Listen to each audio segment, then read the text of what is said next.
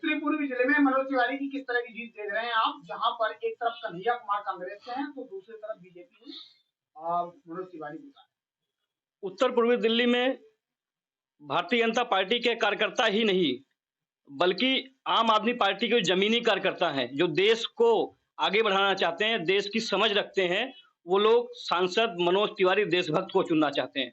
कारण कि एक तरफ उत्तर पूर्वी दिल्ली से ईडी गठबंधन का वो नेता जिसके ऊपर आरोप है, टुकड़े टुकड़े गैंग का सरगना का सरदार है, वो व्यक्ति उत्तर पूर्वी दिल्ली से चुनाव लड़ रहा है। मैं समझता हूं पिछले चुनाव में मनोज तिवारी ने 3,70,000 वोटों से जीते थे, इस बार 5 लाख वोटों से जीतने का काम सांसद मनोज तिवारी करेंगे।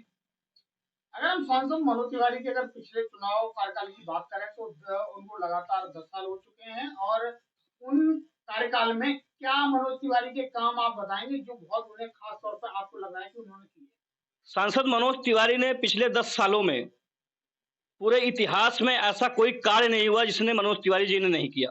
पूरे इतिहास काल में उत्तर पूर्वी दिल्ली में एक भी केंद्रीय विद्यालय नहीं था, केंद्रीय विद्यालय खुलवाने का काम किया। एक भी कन्वेंशन सेंटर हॉल नहीं था, उसको खुलवाने का काम किया। और elevated 709 B elevated road Saharanpur को जोड़ता है, उसका काम किया। सबोली हाल्ट स्टेशन वहां बनाया गया।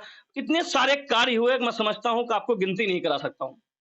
खजूरी करें सूर्यप्रकाश जी कि अगर आपने कहा कि केंद्रीय विद्यालय में आम लोगों के बच्चे कब एडमिशन होते हैं और कितने बच्चों के एडमिशन केंद्रीय विद्यालय में हो पाते हैं, क्या इससे आम आदमी को इससे लाभ मिलेगा या सिर्फ और सिर्फ जुमला?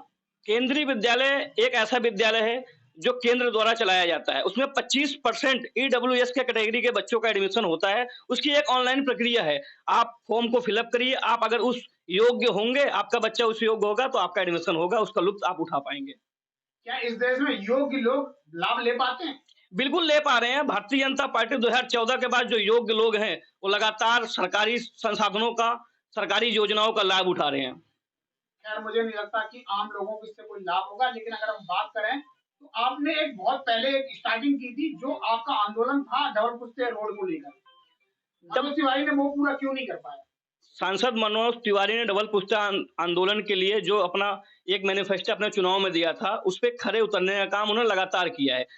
अगर आप फुर्सत में मेरे पास आएंगे तो मैं आपके पास मेरे पास कागज पड़े हैं डबल पुस्ता रोड की। अगर डबल पुस्ता रोड में असली रोड़ा डालने वाला कोई व्यक्ति है तो अरविंद केजरीवाल दिल्ली सरकार है, क्योंकि एनजीटी बहुत सारी चीजें हैं उसके अंदर। और एक पब्लिक ने क्या वोट दिया था, ये रोड़ा सुनने के लिए वोट दिया था, ये डबल पुस्ते पे चलने के लिए वोट? डबल पुस्ता सोनिया विहार क्षेत्र के लिए बहुत जरूरी डबल पुस्ता रोड है, उसको बनना चाहिए। सांसद मनोज तिवारी लगातार कोशिश कर रहे हैं, और मुझे लगता है अगर चुनाव आचार संहिता ना लगा होता तो अगले महीने से काम शुरू हो जाता, लेकिन चुनाव जीतने के बाद। आप वार्ड नंबर 250 सभापुर में अगर देखेंगे तो बहुत बड़ी समस्या से गुजर रहे हैं लोग। जहाँ पर देखा जाता है पानी की समस्या है, जहाँ पर देखा, जबकि वो गांव सांसद जी ने गोद लिया हुआ गांव है, उसका विकास क्यों नहीं?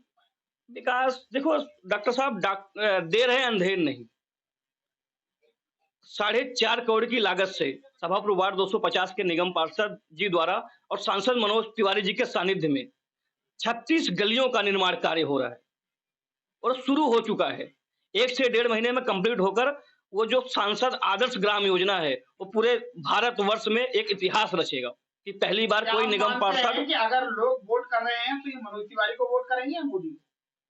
नहीं, मनोज तिवारी और मोदी मैं समझता हूं बटे हुए नहीं है। भारतीय जनता पार्टी के सिपाही मनोज तिवारी हैं, नरेंद्र मोदी के सिपाही हैं। नरेंद्र मोदी पूरे देश में अपना परचम लहरा रहे हैं और मनोज तिवारी उत्तर पूर्वी दिल्ली में जीतकर अपना परचम लहराएंगे। कन्हैया कुमार को हरा पाएंगे?